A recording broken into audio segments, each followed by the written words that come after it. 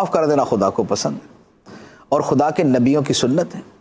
حضرت یوسف علیہ الصلاۃ والسلام کا کبھی آپ واقعہ ذرا غور کریں نا تو پھر آپ کو سمجھ آئے گی کہ اس واقعے کے اندر کیا کیا چیز ہے، اس واقعے میں کیا کیا ہے کہ یوسف علیہ الصلاۃ والسلام کے بھائیوں نے ان کے ساتھ کیا کیا سلوک کیا۔ قرآن پاک کے اندر مذکور ہے کہ ان کے سلوک کے اندر جو ہے ان کو مارا بھی، ان کو پیٹا بھی، ان کو کنویں میں بھی ڈال دیا، سارا کچھ کیا۔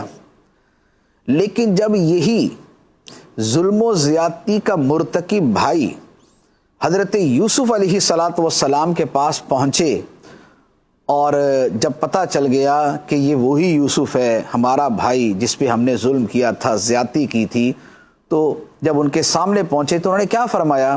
فرمایا لا تثریب علیکم اليوم، آج تم پہ کوئی پکڑ نہیں ہے، آج تم پہ کوئی گرفت نہیں ہے، کوئی تم پہ برائی نہیں ہے، جاؤ معاف کیا، جاؤ معاف کیا۔ تو یوسف علیہ الصلاۃ والسلام نے اپنے بھائیوں کو کب معاف کیا؟ کہ جب بدلہ لے سکتے تھے، جب انتقام لینے کی قدرت تھی، جب خود حاکم وقت تھے، سلطان تھے، جب پاور اور اختیارات ان کے پاس تھے، اور جب بھائی بے بس اور بے کس ہو کے ان کے سامنے کھڑے تھے۔ تو ہم کسی کو معاف نہیں کرتے۔ ہمارے کسی رشتہ دار نے اگر ہمارا کوئی دل دکھایا ہو، ہمارے کسی جو ہے نا وہ رشتہ دار نے ہمیں کوئی تکلیف پہنچائی ہو، تو ہم اپنے دل میں اس کے بارے میں ایسے جو ہے نا وہ دشمنی لے کے بیٹھ جاتے ہیں۔ ہمیں کیا ہمارے رشتہ داروں نے کنویں میں پھینکا تھا؟ کیا انہوں نے ہمیں مارا پیٹا تھا؟ کیا ہمارے بھی جو ہے نا وہ لباس کے اوپر خون لگا کے بولا تھا بھیڑیا کھا گیا؟ کیا ہمیں بھی اس نے جو ہے وہ غیروں کے ہاتھ بیچ دیا تھا؟ ایسا تو نہیں ہوتا۔ ہم چھوٹی چھوٹی باتوں کے اوپر جو ہے وہ لڑائی کر کے بیٹھے ہوتے ہیں۔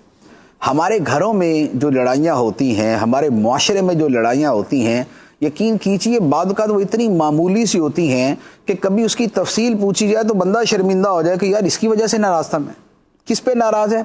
وہ جی میں اس کے گھر گیا تھا تو اس نے مجھ سے جو نا وہ ہنس کے بات نہیں کی تھی، میں اس کے گھر گیا تھا تو اس نے میرے سامنے کھانا اچھے طریقے سے نہیں پیش کیا تھا، وہ ڈش ہی ایک بنائی تھی اس نے، اور وہ نمکین جو ہے نا وہ کھانے کے ساتھ کوئی میٹھائی نہیں پکایا اس نے، میرے آنے پہ میٹھائی نہیں پکایا۔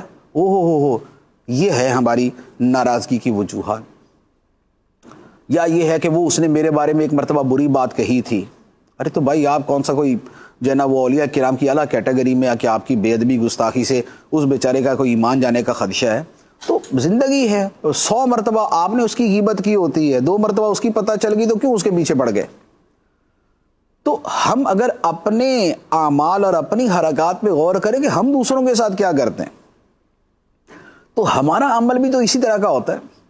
ہوتا یہ ہے کہ درمیان میں کچھ چغل خور ہوتا ہے کہ جو چغلی کر دیتا ہے، آ کے بول دیتا ہوئے آپ کو پتہ ہے اس نے آپ کے بارے میں کیا کہا تھا، بس اب اگرچہ آگے بات نہ بھی بتائے نا تو بس ہمارے دل کے اندر جو ہے نا اس کے بارے میں لاک ڈاؤن شروع ہے، اب اس کا داخلہ بند، اب ہمارا اس سے منہ پھر جائے گا، اب ہم موڈ جو ہے نا وہ بنا کے بیٹھ جائیں گے، اب ہم اس سے سلام لینا گوارا نہیں کریں گے، حالانکہ یہ ناجائز و حرام ہوتا ہے۔